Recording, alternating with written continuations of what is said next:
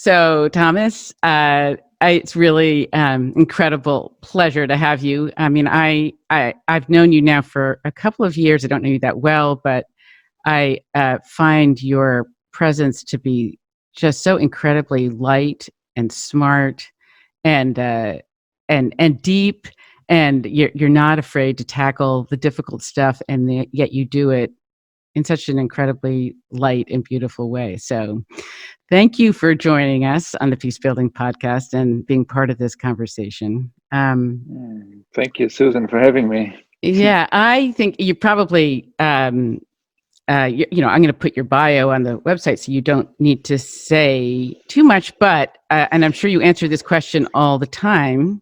Well, let me ask you this way, and because I ask all my guests this question, is what do you think? I don't know if you relate to the term peace builder, but if you do, you're shaking your head, yes.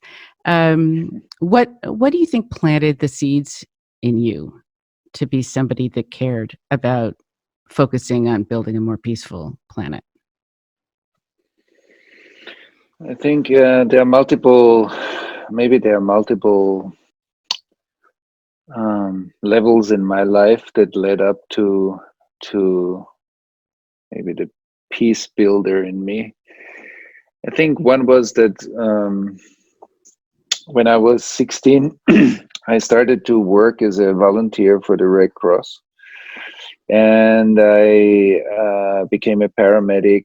And then when I was, I studied medicine at first. And then Where did you grow up, Thomas? In Austria or Germany? In Austria, Vienna. In Austria. Vienna, yeah. Okay. And so I believe, like, I put a lot of volunteer work in my, service at the Red Cross. So I really loved it. And then when I had to decide to do military service, so I refused to do military service, and I said, okay, that's not congruent with how I see health and society and my work for the Red Cross. I think that was definitely one aspect. And then when I was 19, I had suddenly the strong feeling to meditate every day. And I didn't know much about meditation, but I had a very strong inner calling to be quiet for a certain time every day, and I did it every day. And I believe that gave me some inner dimension of peace over time that was significant. And when I was 26, I left actually my medical studies, and I went on a 4-year meditation retreat. And what did your parents say? Oh, I think my parents were not amused. Oh, my beautiful son. He's going to be a doctor, and now he's going off to meditate. Yeah, right, to meditate. What are you doing? And I said, I don't know, but I'm studying. I'm studying something else, and I'm studying today I would call it mystical studies, or I had a deep learning process within this 4 years. And it was a tremendously important time of my life. And I think that the meditation process is a whole science. I mean, it's much bigger than being quiet once a day for half an hour, but it taught me a lot. Were you depressed, or were you just, was the call? I don't know. How did you hear the calling? You just, or were you just, were you overwhelmed by the state of the planet? No, none. No, it wasn't. No, none of the above. I loved medicine, and I loved, I was on the track to, do emergency medicine. I wasn't like, it was more like an inner calling to, I felt something pulled me. Like I knew at the time that I need to be quiet and detox my inner world for some time in order to be more synchronized with what's my calling in the world. And that actually turned out to be true, because after this 4.5 years, another, like a spiritual teacher that came to town, saw me and then said some things about me, and then people started to invite me to do workshops. So after being 4.5 years in a very quiet space, and most of the time kind of somewhere in the countryside. My life turned around, and I started to travel all around the world. This was, I think, 18 years ago, and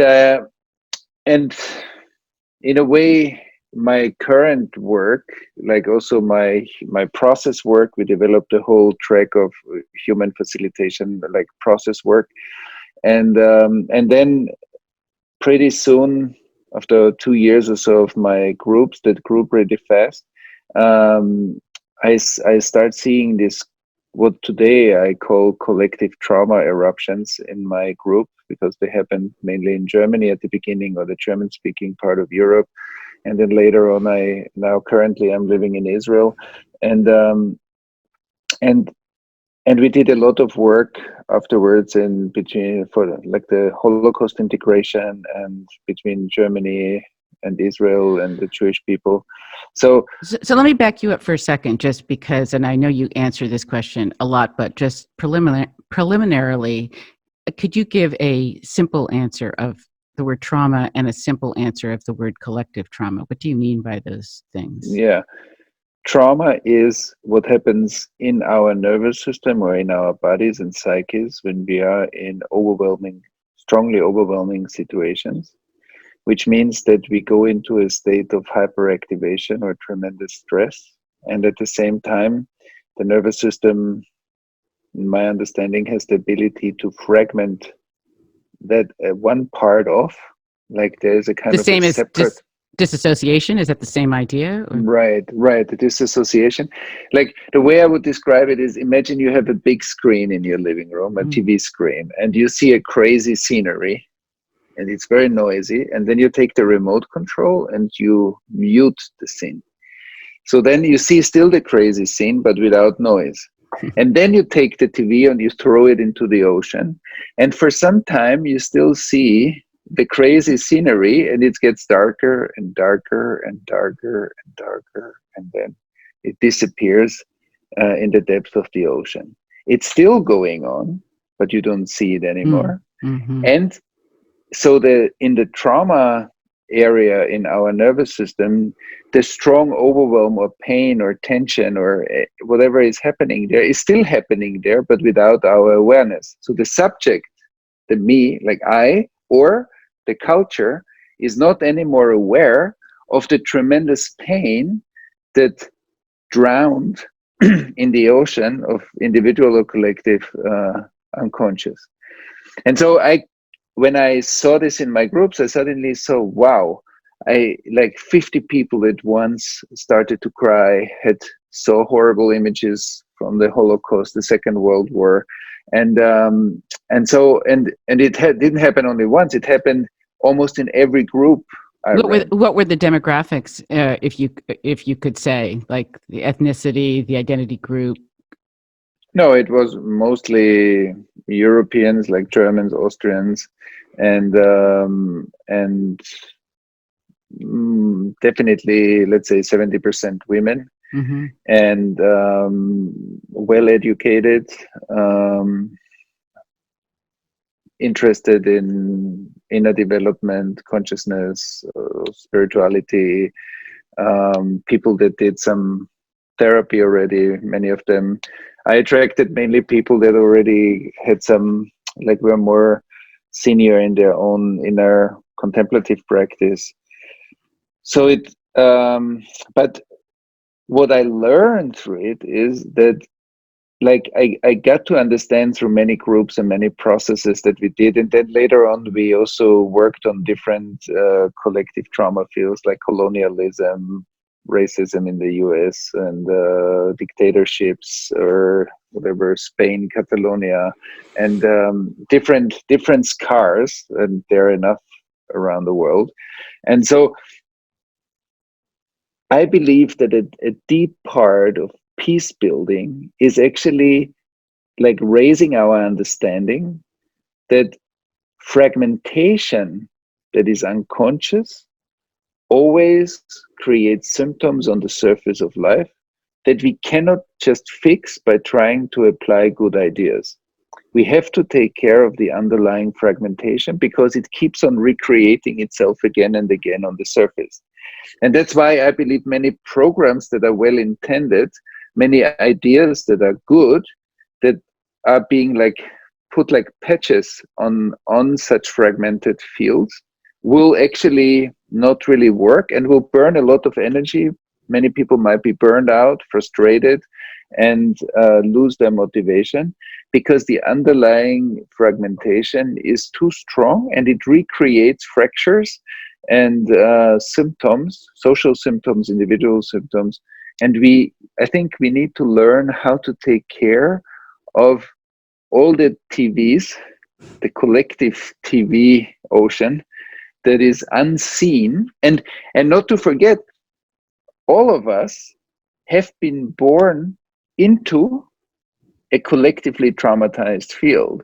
That's very important because sometimes, of course, we know that intellectually we know that, but it's very hard in our felt experience to represent it in ourselves.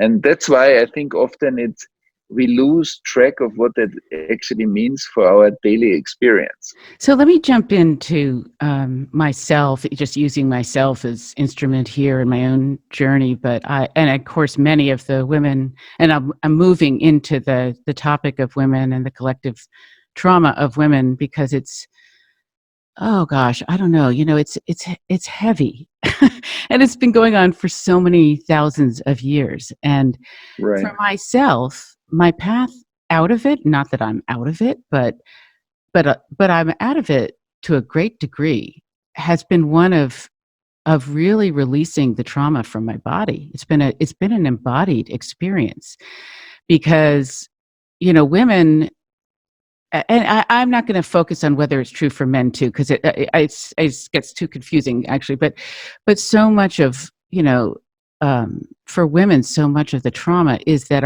it happens with our bodies. You know, and it's a global phenomenon. I think what's interesting compared to other tribes is that women are not. We're obviously from different tribes, but we are so the same in so many regards. Like I've been in such large groups of women from around the world, and so many of our issues of shame, of codependency, of fear, because of patriarchal structures. I don't know if you use that word patriarchy, but I think we have so much fear in our bodies from the ways that we have been controlled and allowed ourselves to be controlled over the last however long patriarchy. I mean, I use that term patriarchy as just like rule of the father, whatever. But it's most countries on earth still are predominantly using patriarchal structures. So it's a very large phenomenon, and so many women are so bought into it still, which is one of the problems, of how much it still lives in us. But I guess what's interesting for me is that it's not a mind thing.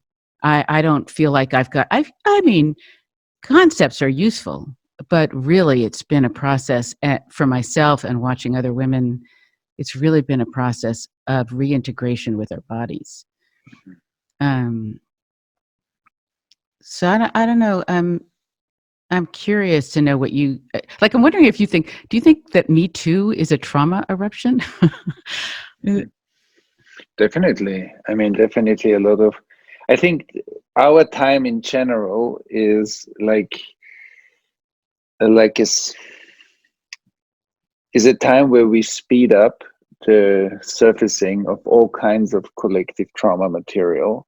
And that's why so many people feel stressed, feel overloaded, feel, frustrated, addicted. And there are so many things that I think get bigger because the tremendous amount of information that flows through us, both technologically and spiritually, is creating much more pressure on individual and collective trauma structures. So in a way, yes, I think it's an attempt.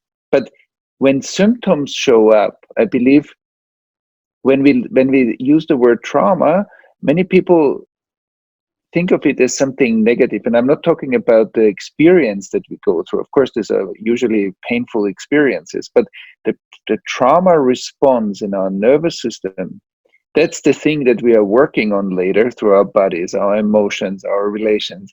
That's a very intelligent attempt of life that I believe grew over thousands and thousands of years, how to survive better in a situation of big overwhelm. I think that's an evolutionary achievement. The only thing is, we are often taking care of the after effects way too late, sometimes even generations later. And I think that's the issue. But it And keeps us, so like I'm thinking of the what's referred to sometimes as the women's Holocaust, in Europe in the I think 15th, 16th, 17th centuries, like something like 3 to 5 million women were tortured, burned at the stake because it was the quote unquote Holy Inquisition of the right, Catholic Church. And I think that I know for myself and for many women that I talk to, sometimes I think we feel that that lives in our bodies on some level. We remember that. And that fear, I think, keeps a lot of, not just of that, but there's so much fear that keeps women. I mean, my interest, Thomas, is really inspiring women to step into our leadership, our divinity, our full radiance, our moving beyond shame, because the shame has been so, I think it's so pervasive, really, if you start scratching the surface with women around the globe, so I'm just super interested in getting some insight into how to move beyond all that, how to. right, right. And that's why I said what I said before, because I believe, first of all, we need a change of our relation to the internal process that we call trauma. And I say again, the definition of trauma is not the experience that we went through, it's what happened in us in relation to that outer or external experience. So what is actually our internal experience? You mean like the shutdown or the disassociation, that?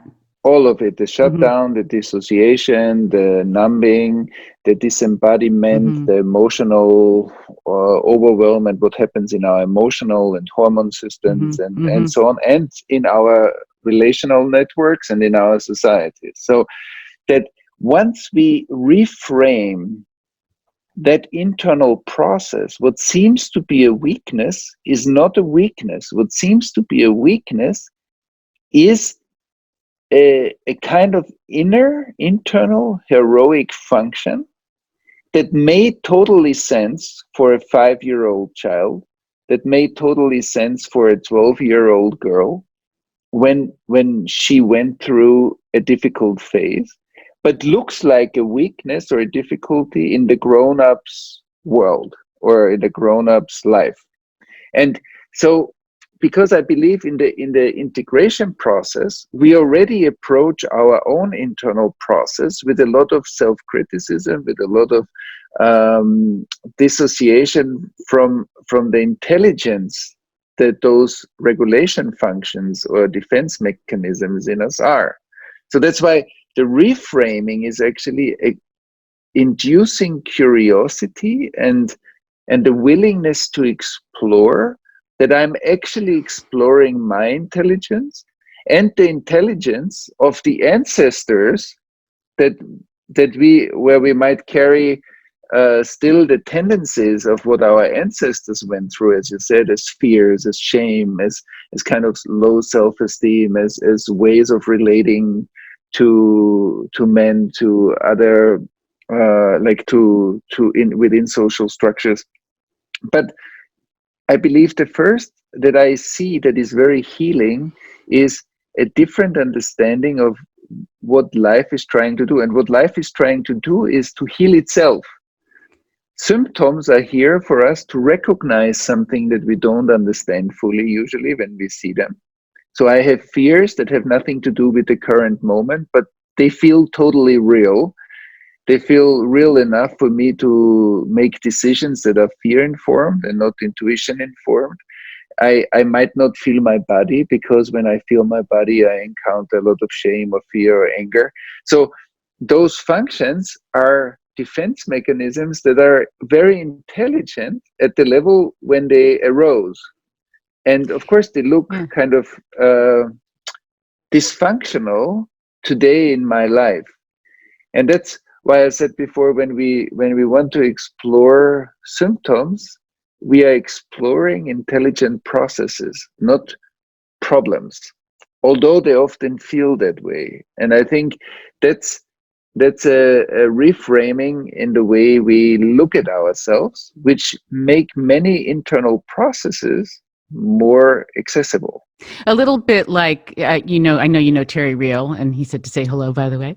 A little bit of the wounded child to adaptive child to functional adult. You know that model, that way of thinking? Yeah. And it sort of sounds like you're saying that about that in some ways, trauma is a very intelligent function, like the adaptive child that protected us.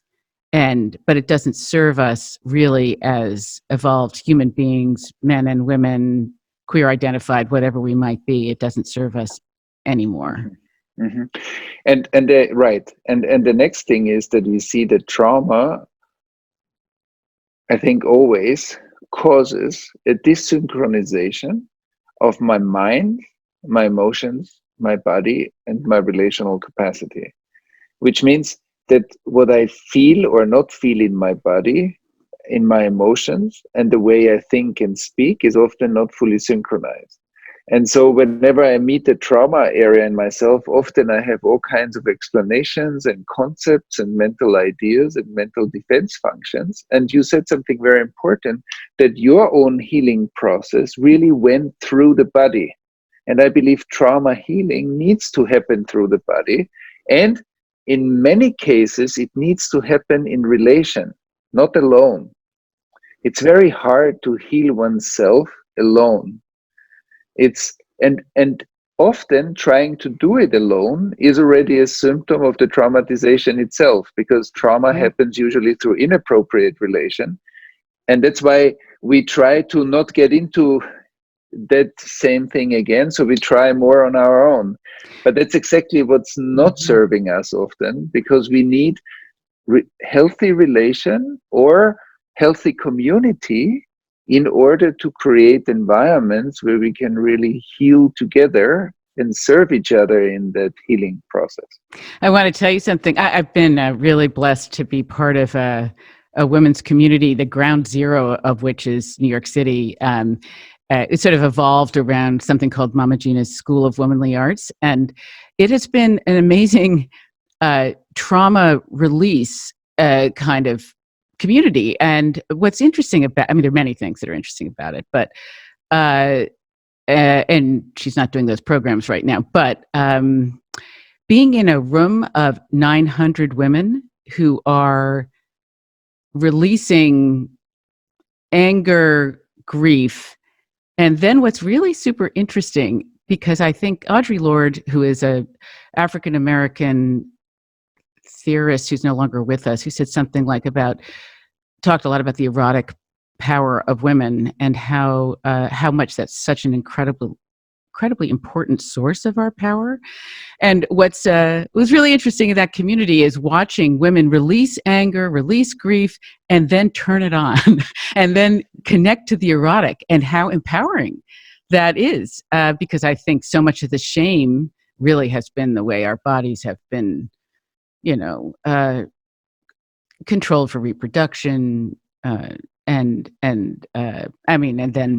shamed and whatever. But it's, I guess, as a trauma healing, I think what has been interesting is watching how that had to happen in community, and it had to happen. Just the power of doing that kind of thing with large numbers of people, and seeing. There was one moment when 900 women erupted into this chant of "No more crumbs, no more," but kind of getting their own sense of like seeing their own, not as big angry victims, because of course many people go there when everybody likes to feel like the victim, but but um um as getting more empowered and getting more connected to their strength, our strength, Right, and right.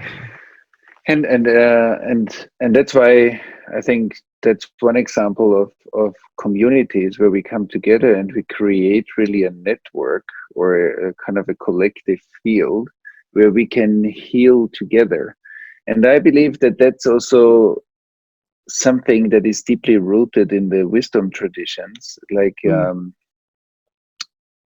when there is this scene of the Hebrew people on Mount Sinai, and when the voice of God appears, not to Moses, like to one person, but to the community, and there's kind of like a group awakening. And one of the very important aspects of that is also that everybody afterwards said, like, God spoke to me personally, directly to me, to my life. So God hasn't been heard as an abstract voice, there's something abstract that is true for everybody. No, it was everybody felt personally seen and personally spoken to. And I think that's a beautiful example for that the most unique you is the deepest aspect of the most non-dual or unified or interconnected reality, and that the most universal principle is reflected in the most uniqueness, in the most unique aspect. And that means that when we really support each other in our agency, in our like deep healing process that is different for everybody, but we share in communities like similar issues, similar topics, and that's a self-reinforcing field. And I have seen like groups with hundreds and hundreds of people where there was such a group presence when one person spoke that you can feel hundreds of people sharing the experience of one person through attunement, through presencing, through feeling connected. And that's a tremendous healing tool. Like groups, when they're with the right ingredients and when it's well led, is this is an amazing resource. Gives you And so, hope that there can be faster healing. yeah. Can I ask you, from a mystical perspective, some people would say, and you may or may not, I don't know how you see this, that whatever, the feminine principles, I think really did sort of get suppressed by patriarchy over whatever period of time. And now they seem, many people would say, and were perceived as kind of demonic, and the masculine kind of overtook things, and many people would refer to that as some of the problems of what's going on with climate change, that the masculine and the feminine principles are out of whack, and that we need to rebalance these principles. And I'm curious how you see this as a modern mystic spiritual teacher, how this looks to you. Yeah, I think it's complex. I think that there are multiple factors that are important, but what I truly agree to, and I think is very important, is that the traumatization that sits in our bodies is like, we can compare it as fields of absence, or the architecture of absence. That's where we are numb, where we are dissociated, where we are not in touch, we don't feel life. And often we use the thinking to bridge what we cannot feel. And so there's kind of not only the natural scientific and rational evolution, which is great, but if we use that as a bypass to overcome our difficulties with life that we can't feel, because many situations when we can't feel it, and we say, oh, should I do this or that?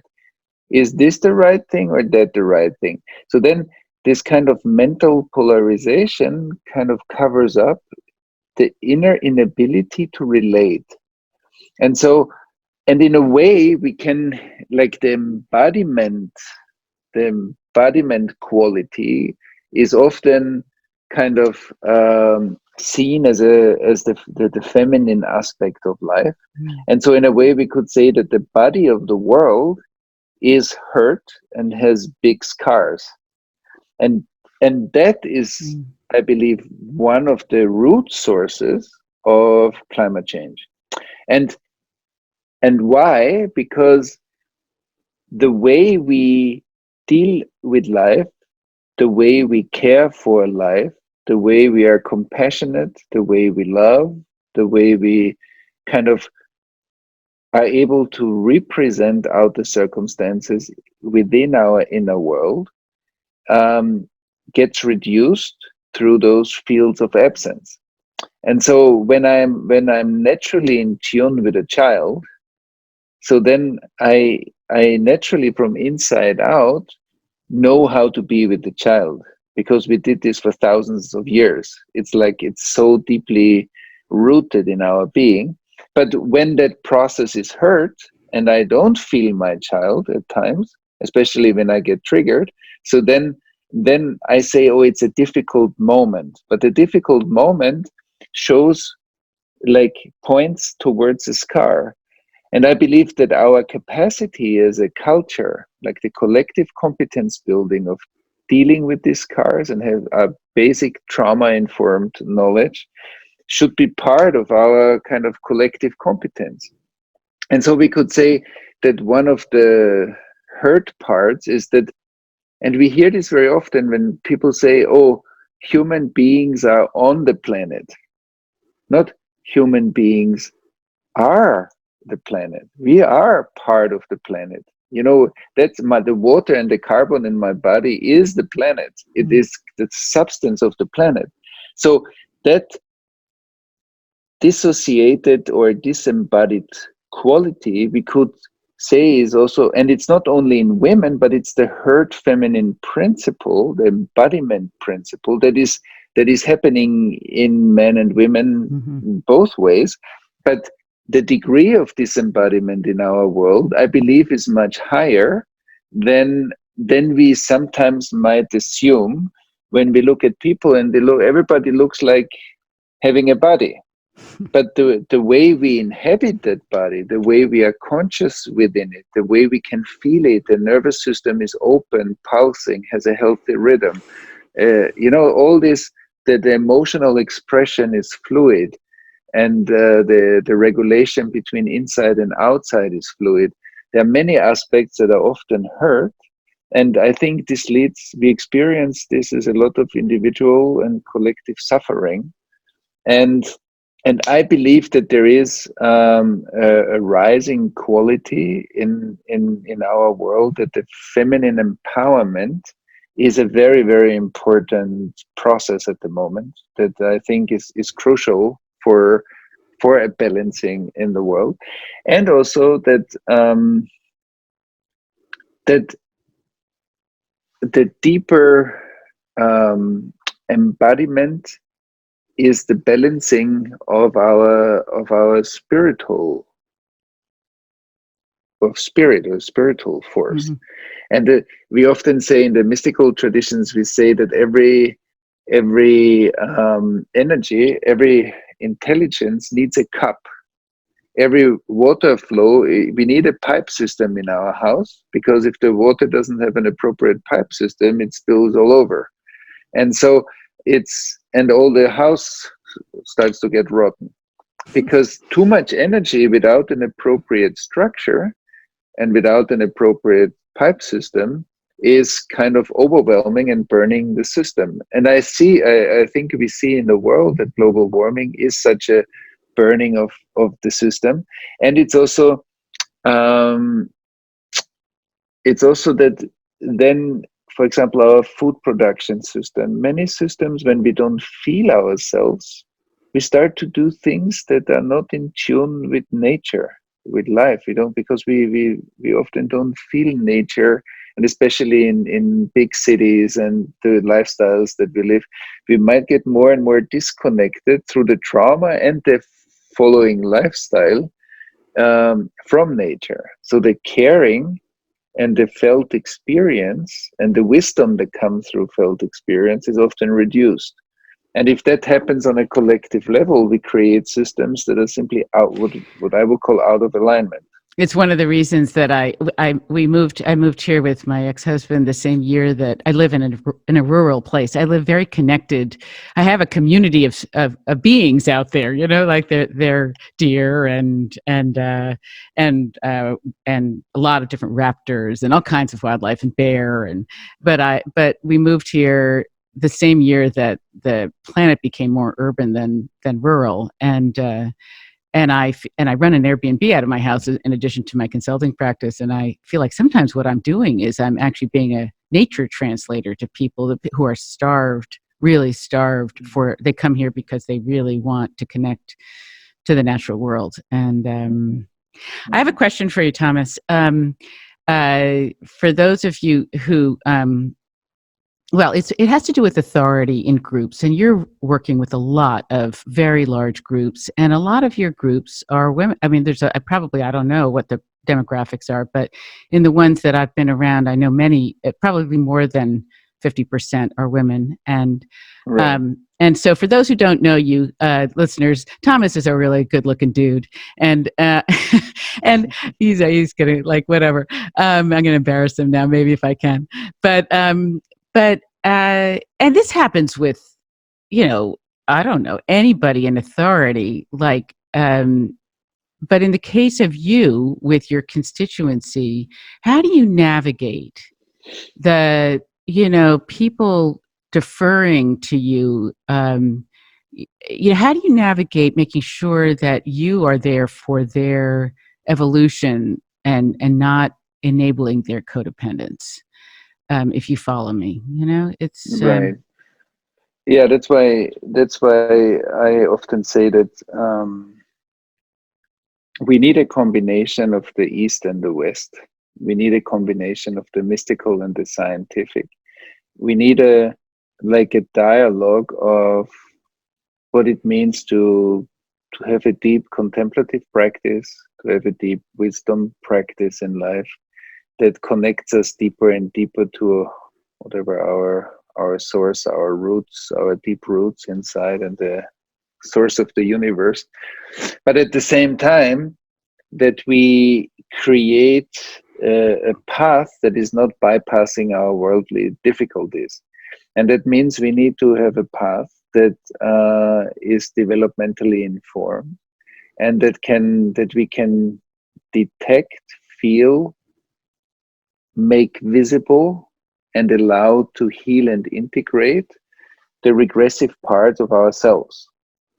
Because codependency only arises in the younger parts of who we are. Mm-hmm. It doesn't arise in the mature version of me or you or anybody, because there we are grown-ups learning together and learning from each other in different competencies, and we can bow in front of each other because you have competencies that I don't have, and maybe I have competencies that you don't have, and then we can learn from each other.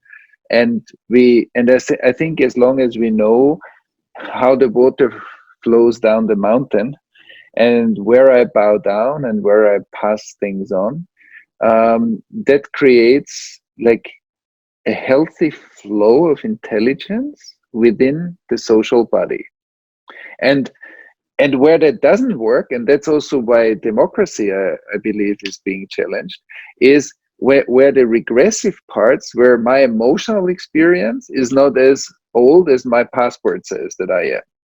So if there's a desynchronization of my inner world, and we know this when we have relationship arguments, when we have similar issues come back again and again and again, and when we get triggered at work, at home, with our children, with society, with politics, so then we see, yeah, I'm not responding. I'm not able to respond, which means I'm not responsible.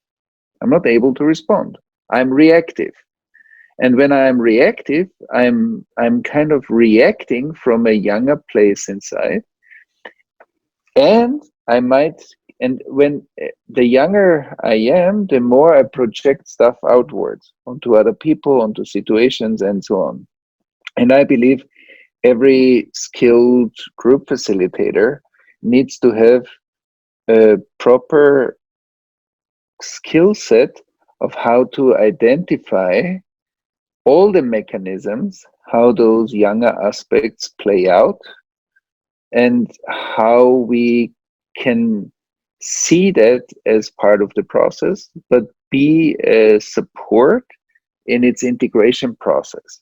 And I think that's only possible from a place that is emotionally mature, because every mature place, mature, yeah, because every where I'm grown up emotionally, I will not get entangled or engage in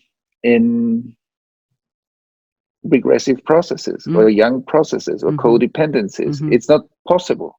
But where my own experience is unconscious or young, then there is a possibility. So that's why I often say to all the therapists and facilitators that we train or supervise that our own supervision, our own intervision as group facilitators is super important, because if we run into unconscious zones, we need to have that's responsible. If somebody cannot respond, we need to have somebody in our life that can help us to learn to respond. That's responsible. So to be part of a community, to be open to feedback, to be part of intervision or supervision is critical for anybody who runs groups. And in order to keep one's own evolution going and to minimize at least the potential for any kind of entanglement.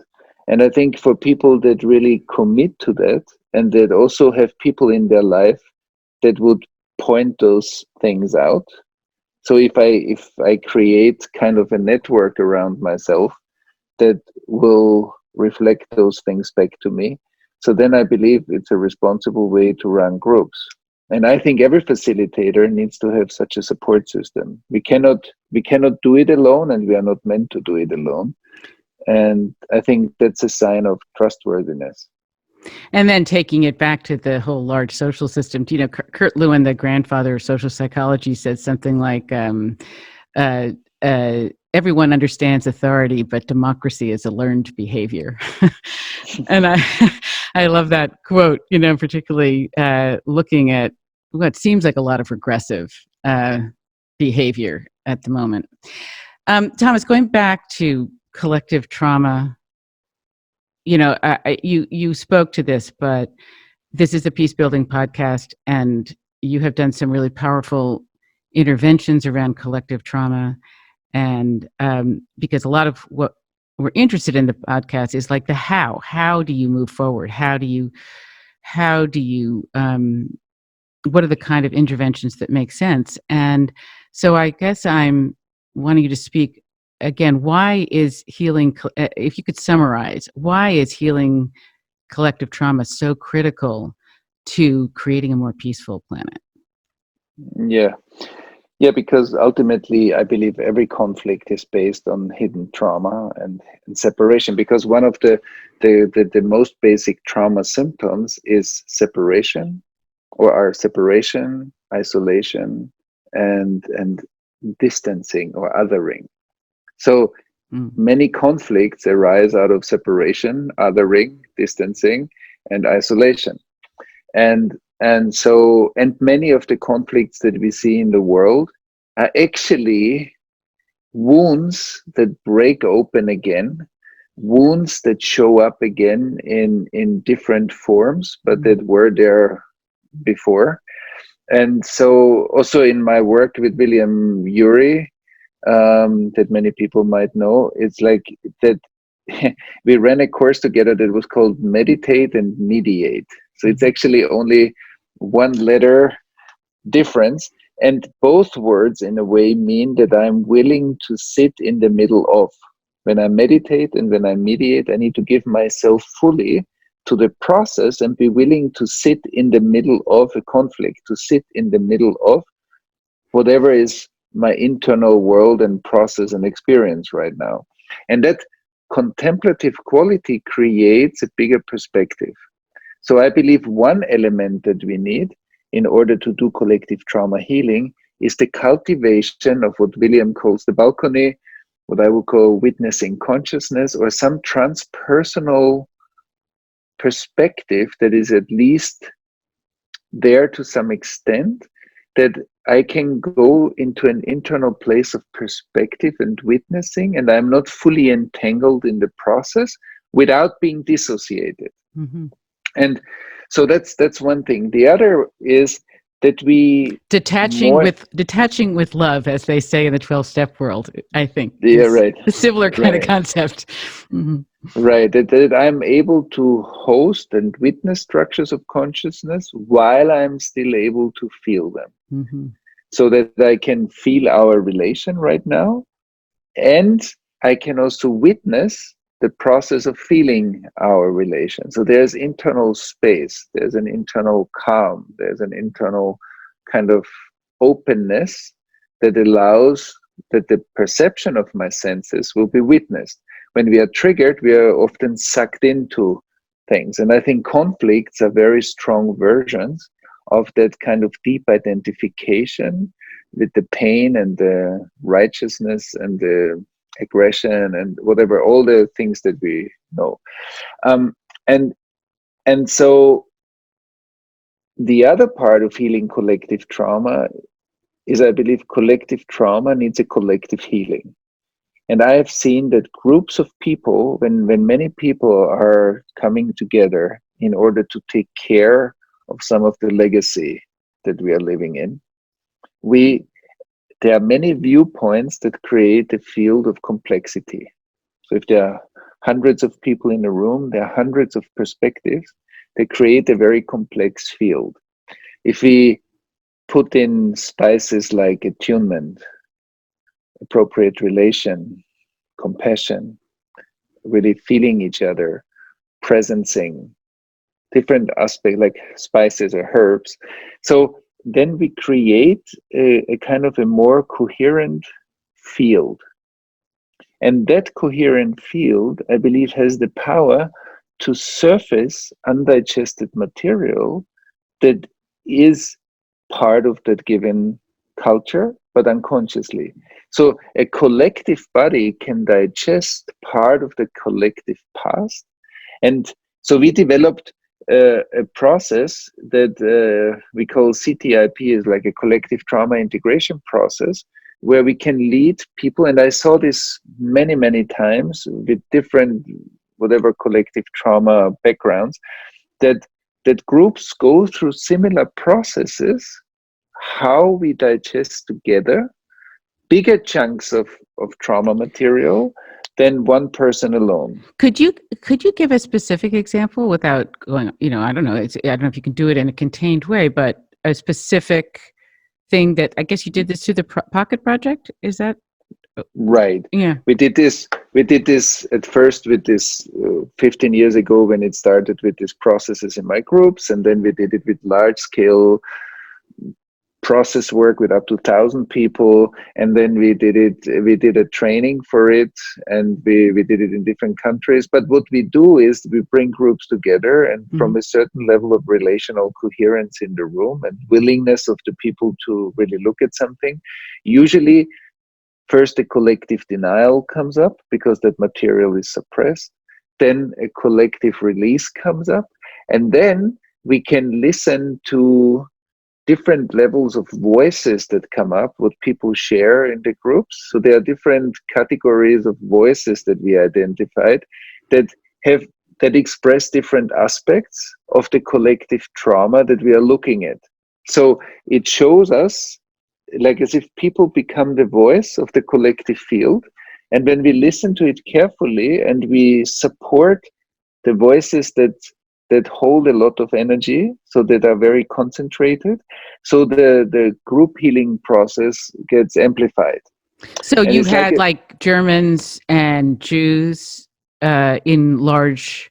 I mean, of course, Mhm. Germans could be Jews, but you had non-Jewish Germans and Jewish Germans in large groups. Is that one dealing with the Holocaust? Is that Yeah, or we had people come to Israel or people from Israel come to Germany. uh Yes, and then we looked at similar things with whatever in Latin America with colonialism between Europe and Latin America, or racism in the US. And so that we allow through that kind of group synchronization information to surface, like a little bit when you see in some of the movies when you see people look onto the water surface and then they see hidden information or the future information on the water reflected. In a way, a group becomes like such a magic pool, and when we listen to it together and we slow down the pace enough to stay present to whatever arises, it becomes a very present, non blaming. It's a very interesting mm-hmm. process that starts to emerge, Mm-hmm. and it emerges by itself. It's not that we tell a group, okay, now do this and now do that and now do that. It's something that Right. seems to emerge when the right ingredients are in the room.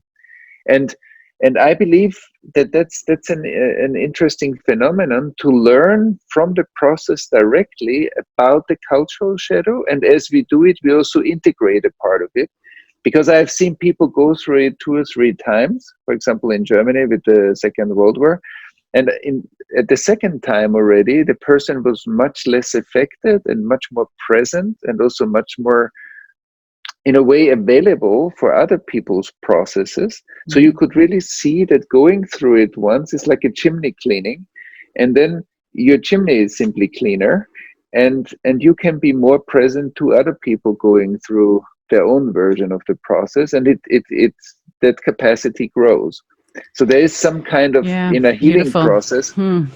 yeah, that I mean, happens. it's very much my Gestalt. I've been heavily Gestalt trained. That idea of building awareness. The more you're aware of the what is, the more the system changes. And it sounds like you're creating a container where you're allowing people really to become aware of all the phenomena that are connected to that particular trauma, and then people get cleaned out, or whatever That's you, right. yeah, something like That's that, right. and they don't, That's yeah, right. Yeah, yeah, that's right.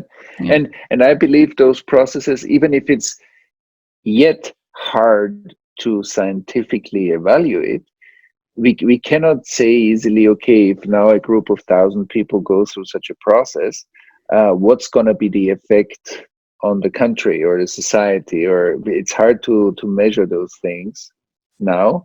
I think we will develop over time methods how to measure this better. But I think it's like an acupuncture needle. If we put acupuncture needles into the collective body in different places around the world, and people will be more and more interested to, in a way, that we together, all of us, start to take care of our common life base, of our history, the unintegrated history we have been born into. The tendency is that we see already now scientifically more and more how epigenetic changes really affect our life, and how trauma is encoded in the epigenetic environment. And so I believe we see more and more how also collective trauma affects our health. It affects the way, I relate and feel my body, how much stress that is living in me that I'm not aware of at first. And then more and more, I detox that stress. I become more whole. I become more connected to my environment. So there is a healing process going on that also has a positive effect on my literal physical health. I grew an inch when I did all this work, this body work. I literally, I couldn't believe it. I went to 3 different doctors and they kept telling me, "You're 5'8". I said, "I'm 5'7". And no, I had actually grown an inch. It was like, whoa. So we're coming to the end of our time. And I guess for women, to refer back to that, I mean, I think what I'm taking from what you're saying is really the importance of awareness, the importance of building awareness, uh, so that things for each individual, and then for the collective whole can shift. I don't know. What would you Yeah, say? and yeah, I would say that that's true, and that also means like what we spoke about before, that the deeper embodiment and the embodied presence is actually filling the holes within our own embodied experience, and that makes us naturally be more present, be more felt and seen in the room, be more recognized in our natural authority, have healthy boundaries, be like fluid and engaged in moment to moment to moment experience. And so I believe the training, that when we get more embodied and we see what you said at the beginning, that there's a mental, emotional, physical, and also relational healing process happening, that that really grounds us in a different way, so that we need to work on those things through our body, and which is not only body work, but it's a deep opening of the way we are plugged in to life. And I think that's important. And then I believe we see another, and maybe that's what you referred to before with patriarchy, um, that we are through a phase of a few generations, I believe, going through a process of transitioning or healing the wounds of power hierarchies. And we are more and more growing into competence-based relational hierarchies. It's not, we are not going into a world without hierarchies, but we are going into a world of competence-based hierarchies. That the one of us that has the highest competence in a certain field that is needed right now should be on stage. And the others are happy to listen, because we know that the water kind of flows down the mountain, like the competence mountain. And I think that's a very natural process. And the more we heal our wounds of power and fear-based hierarchies, we will actually come to a much deeper restoration of relation, a much deeper restoration of the primary, or the primary attachment process of children with their parents, because competence-based hierarchies need much higher relational skills, but they are much more empowering, bringing out the motivation, the agency, the voice of each and everybody, and so that we really grow into a kind of a human orchestra. The Philharmony Orchestra are people that are playing together because they're all motivated, and they need to listen to each other in order to really grow into like musical excellence. And I believe that's true for us too. So competence-based relational hierarchies need much more relational investment, but I believe they actually will enable us as a human family or as humanity to be the orchestra that we can be, because everybody is naturally motivated and creative within that process. So a final question for you, and I don't know if there's anything else you want to say in conclusion, but it's kind of a dark time. I don't know if you feel it like that or not, but I think a lot of people, I know for myself, living so connected to the natural world, those of us who live in my community, whether they're Republicans or Democrats, to use a U.S., left, right, whatever, everybody sees the impact of climate change here because we're living so close to the natural world. And it's happening fast. Things are happening very fast. That's right. That's right. And so I don't know. I guess I'm. What gives you hope? Do you feel hopeful? Maybe what you just said. I know I heard you say when you were talking to Peter Levine something like, "There's something beautiful in store for us." Do you think that's true, Thomas? What is Yeah, it? I think first of all, being connected to the source of life is the only true hope. And then it's not hope, but then it's a kind of like an inner connection to the engine. I would say, the engine of life. So that's one ingredient. The other one is that I believe we are seeing like darkness erupt stronger, polarization and climate change and many natural catastrophes. But on the other hand, we're also seeing like a strong impact of a rising consciousness in the world as well that brings up a lot of collective unconscious stuff that we need to digest, because the past doesn't disappear. The past needs to be digested. If we eat too much, we still need to digest it in a way. So it's like our body needs to take care of the residues and the stuff that is stagnant in order to release itself into health. And we need to support that detox process.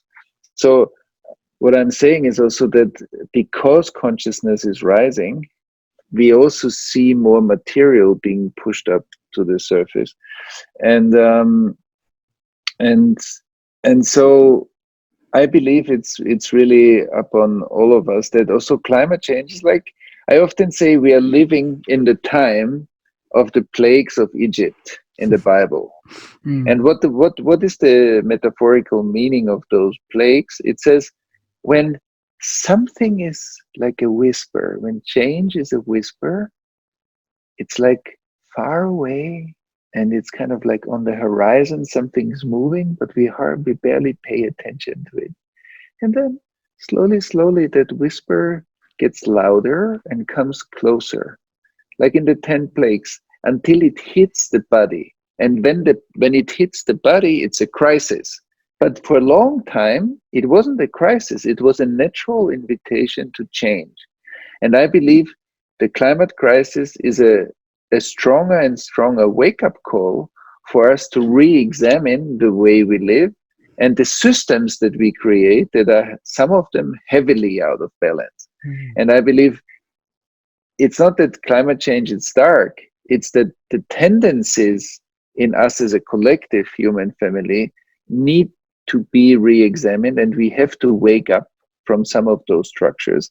And that's also what I meant with the collective trauma structures. We have to wake up from what we have been born into, because it's so invisible that the biggest elephant in the room is actually almost, it's impossible to grasp it with our senses. We can know what happened in the US, what happened in Germany, what happened in China, what happened in Latin America, but it's so hard to feel it because the nature of it is that it's not feelable.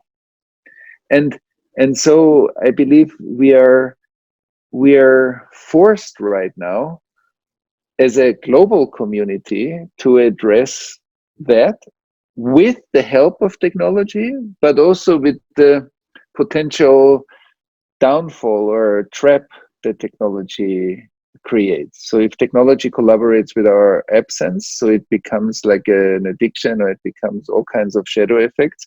If it collaborates with our unification, so it becomes actually a blessing. And since we are living in that time where we have that collective externalized brain, I think we have to use it in a way that that we are also doing now, where we get unified, we explore stuff together that is meaningful, that is good for our soul, that unifies us more and creates global learning. And so all of it together, I believe, is it's a like every crisis and every difficulty is a teacher.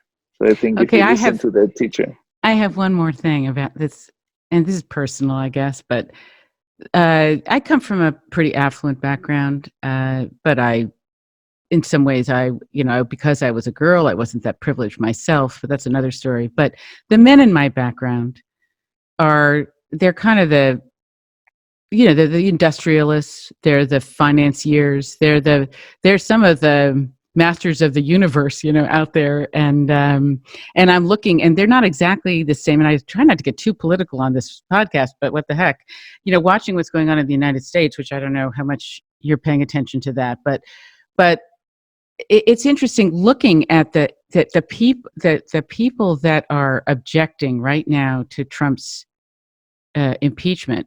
They tend to all be white, I don't know if they're all, I think they're all Anglo-Saxon, although can't be sure. White Anglo-Saxon guys with red ties. They're all the same.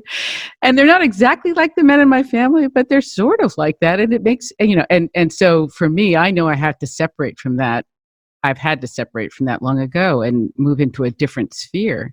But it does make me sad. And it does make me sad that I think what's so much often behind that is people, it's about holding on to what Riane Eisler calls the dominator trance, wanting to hold on to access to money and to resources and to not share in a global community.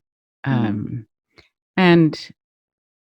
so I guess I know I was saying we were ending, and that's sort of a big topic, but maybe I'm kind of wanting to release my own sadness about some of those guys because I actually love them. And, but I'm not so, some of them I love, and some of them I'm like, oh my God, get them off the stage. Like an unnamed one person in particular in the United States that I'd like to not have him be getting so much. He's not like a family member, Donald Trump, but I'd like to get him off the stage. But, he's, so. Yeah, I find it interesting how, what's the way to be part of fragmentation or splitting, and how we can stay truthful to deeper values, and deeper values of usually arise from deeper interconnectedness with everything, and caring and compassion and love.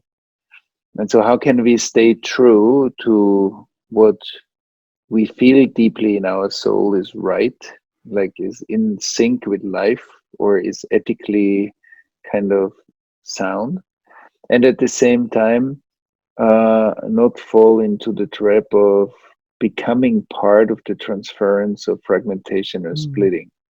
And I think that's a especially if you say like also in the mediation world, I think that's a deep human challenge, I believe, because sometimes it's so easy to buy into some very obvious splits or trains that we could jump on, and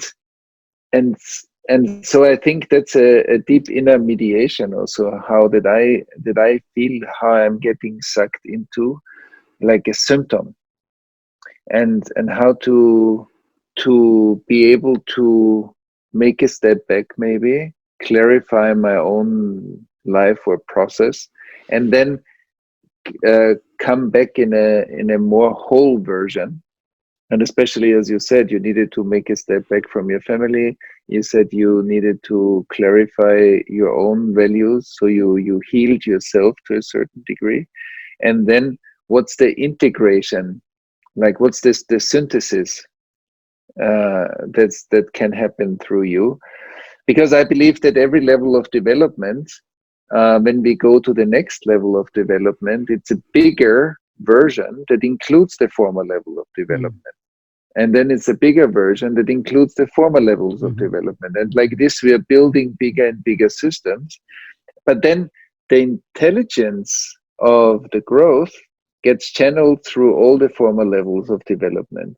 And so I think that we need often some time to really cultivate our own path, to detox ourselves, to get synchronized with our whatever purpose in life or soul's mission or intelligence.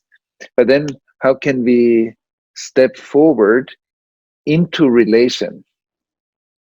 And sometimes that's I think the harder part, to step into relation and not shut the door, because once we shut the door, we shut the intelligence flow.